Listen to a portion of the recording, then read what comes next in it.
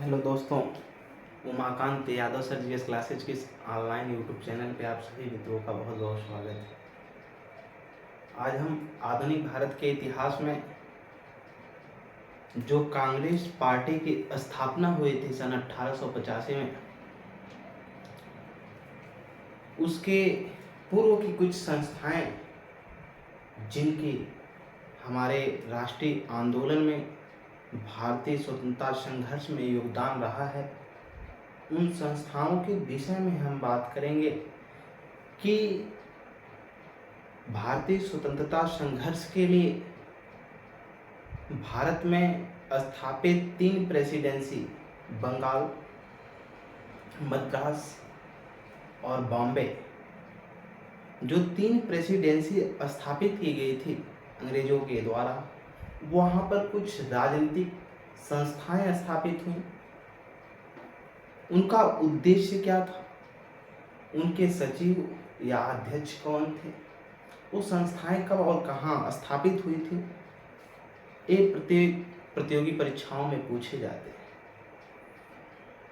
तो तीनों प्रेसिडेंसियों में हम एक एक करके सभी प्रेसिडेंसियों की जो राजनीतिक संस्थाएं स्थापित हुई हैं, उनके अध्यक्ष, सचिव कहाँ पर और उसका मूल उद्देश्य क्या रहा है, इसको हम देखेंगे। पहली बात तो बता दें कि ये जो राष्ट्रीय स्वतंत्रता संघर्ष आंदोलन के लिए राष्ट्रवाद की जो भावना उत्पन्न करने वाली चेष्टा का उत्पादन हुआ, ये हमारे भारत के कुछ समाज सुधारकों के द्वारा हुआ, जिसमें नवजागरण का अग्रदूत या आधुनिक भारत का पिता जो कहा जाता है, राजा राम मोहन राय को कहा जाता है। लोगों को इन्होंने सब में प्रत्येक एक समान भावना के साथ राष्ट्रवाद की भावना जागृत करने का काम किया और सन 1828 ईस्वी में इन्होंने विद्या चर्चा नामक एक संगठन की स्थापना किया था। कब? 1828 में विद्या चर्चा नामक इन्होंने एक संस्था स्थापित की। फिर इनके राजा राम मोहन राय के जो कुछ अनुयायी हुए, वे 1836 में आगे चल करके एक बंग भाषा प्रकाशक सभा की स्थापना किया। 1836 में बंग प्रकाशक भाषा का स्थापना किया। बंग भाषा का मतलब है जो बंगाली भाषा में संस्थाएं से संबंधित पत्र पत्रिकाएं निकलती थी। एक सभा की स्थापना की गई 1836 में, जो राजा राम मोहन राय के अनुयायी थे।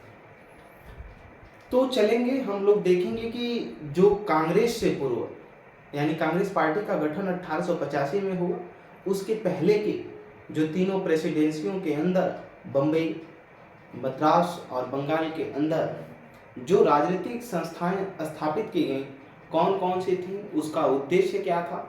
तो हम सबसे पहले देखेंगे कि बंगाल के राजनीतिक दल, यानी बंगाल जो प्रेसिडेंसी है, इसके अधीन कौन कौन से राजनीतिक दल स्थापित हुए, जो प्रमुख हैं उनको हम जानेंगे। तो इसमें 6 प्रमुख बंगाल में राजनीतिक संस्थाएं हैं, इसको हमने लिखा है और उसको समझना है।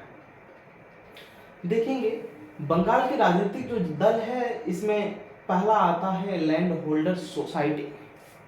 ये लैंड होल्डर सोसाइटी जो था, ये जमींदारों के विरुद्ध, जमींदारों के लिए आया हुआ था। क्या था, हमने बीच में महालवाड़ी, रैयतवाड़ी और इसके बाद एक और व्यवस्था पढ़ाई थी जिसका नाम है मालवाड़ी प्रथा। ठीक, ये जो है 3 व्यवस्थाओं को जो हमने लॉर्ड कॉर्नवालिस के चैप्टर में पढ़ाया था। तो इसमें जो जमींदार बीच में हुआ करता था, गवर्नमेंट ऊपर हुआ करती थी, नीचे किसान वर्ग हुआ करता था। जमींदार किसानों से टैक्स वसूलते और इसके बाद उनसे गवर्नमेंट टैक्स वसूलती। ये जो माध्यम बना था, जमींदारों ने कृषकों को शोषण बहुत ज़्यादा करने लगे, क्योंकि अंग्रेजों की जो मांग थी, कितना, 10/11, यानी 11 हिस्से में उनको 10 भाग चाहिए, बाकी जो भी ये उससे अधिक वसूलते थे जमींदार। फिर बाद में जब गवर्नमेंट को ये पता चला तो उसने भी फिर जमींदारों का शोषण होने लगा। इस हिसाब से लैंड होल्डर सोसाइटी के एक संस्था बनाई गई जिसके संस्थापक थे द्वारकानाथ टैगोर। कब बनाई गई थी? 1838 में। कहाँ पर बनाई गई थी? तो ये कलकत्ता में बनाई गई थी। कहाँ पर? कलकत्ता में बनाई गई थी। अब इसके जो प्रथम भारतीय सचिव थे ये प्रसन्न कुमार ठाकुर थे। कौन थे? प्रसन्न कुमार ठाकुर। और जो प्रथम विदेशी सचिव इसके बने वो थे विलियम कार्बी, क्योंकि विदेश स्तर तक भी ये संस्था काम करती रही। इसमें हमने देखा होगा, यहाँ पर लिखा है कि ये क्या थी? भारत का प्रथम राजनीतिक दल था। कौन? लैंड होल्डर सोसाइटी जो था ये भारत का प्रथम राजनीतिक दल था। इसके बाद इसका उद्देश्य क्या रहा है, हम इसके विषय पे बात करेंगे। तो इसका उद्देश्य था कि जो बंगाल में जमींदारों के हितों की रक्षा करना।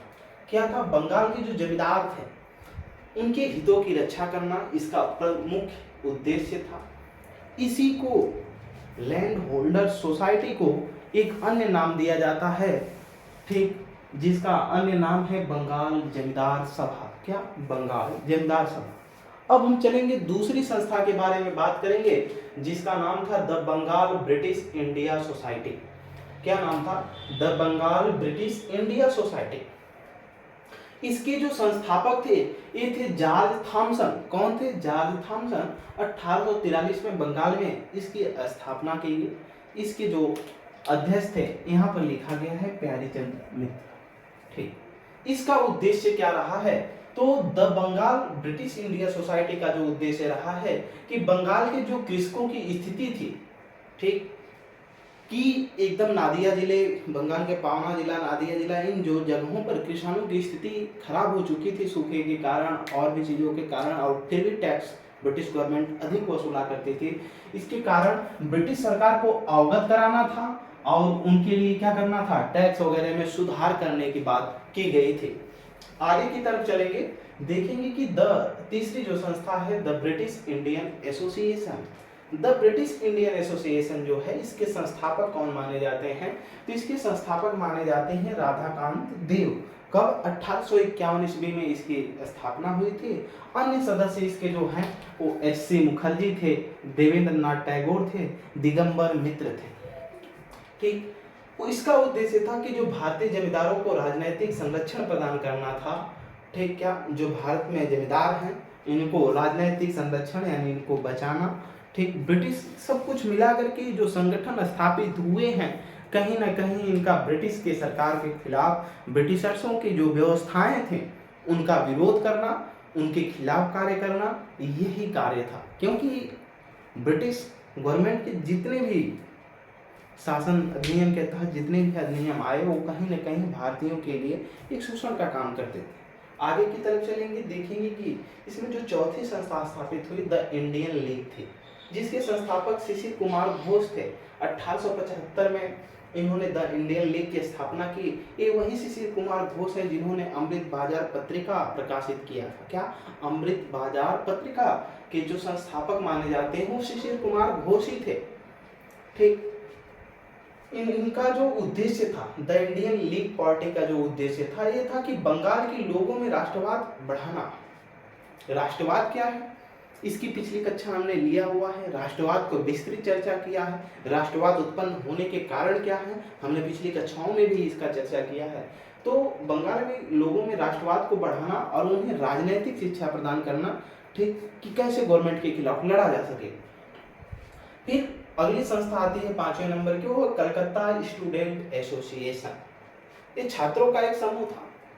छात्रों के कुछ जो अधिकार हुआ करते थे, ब्रिटिश गवर्नमेंट ने शिक्षा के अधिकारों में बहुत जगह पर दबावपूर्ण शिक्षा और पाश्चात्य शिक्षा का प्रभाव डाला। तो इसकी वजह से जो छात्रों के अधिकार थे उन अधिकारों को लाने के लिए आनंद मोहन बोस, कौन? आनंद मोहन बोस ने समय 1875 में कलकत्ता स्टूडेंट एसोसिएशन की स्थापना की। फिर इसके बाद अगली संस्था के बारे में हम बात करेंगे, इंडियन नेशनल एसोसिएशन। क्या? Indian national association. Indian national association जो संस्था थी इसके संस्थापक आनंद मोहन बोस माने जाते हैं। कौन? आनंद मोहन बोस माने जाते हैं। एवं सुरेंद्र नाथ बनर्जी। सुरेंद्रनाथ बनर्जी को ही बिना ताज का बादशाह कहा जाता है। क्या कहा जाता है? बिना ताज का बादशाह सुरेंद्रनाथ बनर्जी को कहा जाता है। 1876 में कलकत्ता में ए और आनंद मोहन बोस ने मिलकर इंडियन नेशनल एसोसिएशन की स्थापना की। इसका जो उद्देश्य था कि बंगाल के लोगों को इकट्ठा करें और उन्हें एकजुट करें ताकि हम लोग ब्रिटिशर्स का विरोध कर सकें, ठीक, और अपने यहाँ स्वराज्य स्थापित कर सकें, ठीक। इसके बाद आप देखे होंगे कि 1875 और 76 में जब ये संस्था स्थापित हुई है, इसी समय महारानी विक्टोरिया भारत आई हुई थी पहली बार। और उसी समय किसान जो है बंगाल के लोगों ने मिल करके उन्होंने कहा कि हम महारानी विक्टोरिया के रैयत हैं, यानी उनके किसान हैं, हम उनको टैक्स देंगे, ठीक, हम गवर्नर को टैक्स नहीं देंगे। क्योंकि 1857 की क्रांति जब हुई तो उसने गवर्नर के प्रति लोगों के विषय में अलग तरीके से बातें कर दी, तो लोगों के प्रति गवर्नर से डर पैदा हो गया, अराजकता फैलने लगी। तो इसीलिए गवर्नर को वायसराय नाम दे दिया गया। था ही गवर्नर, लेकिन उसका नाम वायसराय कर दिया। इसलिए जो शोषण हो रहे थे किसानों के, छात्रों के और भी लोगों के, उसके शोषण को उठाने के लिए बातें प्रेस था, उस समय प्रेस ही था और उसी माध्यम से उठाए जाते थे।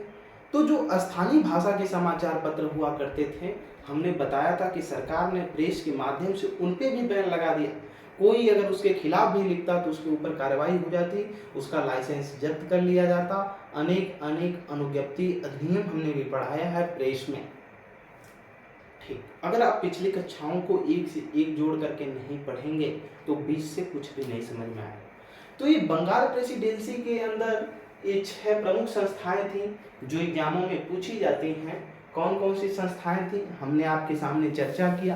पूछा जाएगा कि इनकी स्थापना कहाँ हुई थी, तो ये 6 संस्थाएं आप अगर एक जगह से याद रखेंगे, land holder society, the Bengal British India society, the British Indian association, the Indian league एवं Calcutta student association, Indian national association, ये जो 6 संस्थाएं हैं इनकी स्थापना बंगाल में हुई, यानी बंगाल प्रेसिडेंसी में हुई, ठीक। कब हुई? कांग्रेस के स्थापना से पूर्व की ये संस्थाएं हैं। किसके नेतृत्व से स्टार्ट हुई हैं? तो हमने शुरू में ही बताया था कि राजा राममोहन राय नव जागरण का अग्रदूत माना जाता है भारत में, ठीक। उनके बाद से ही ये संस्थाएं स्थापित हुई हैं। सबसे पहले उन्होंने ही 1828 में विद्या चर्चा नामक संस्था की स्थापना की। फिर उनके अनुयायी 1836 में जो है बंग भाषा प्रकाशक सभा की स्थापना की। इसके बाद इन संस्थाओं का स्थापना हुआ है। इनके अध्यक्ष कौन थे, इस पे हमने चर्चा किया।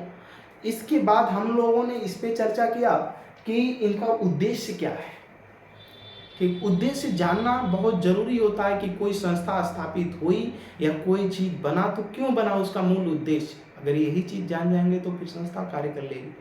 तो फिर हमने सारी संस्थाओं का उद्देश्य भी आपके बताया। आज के लिए इतना ही।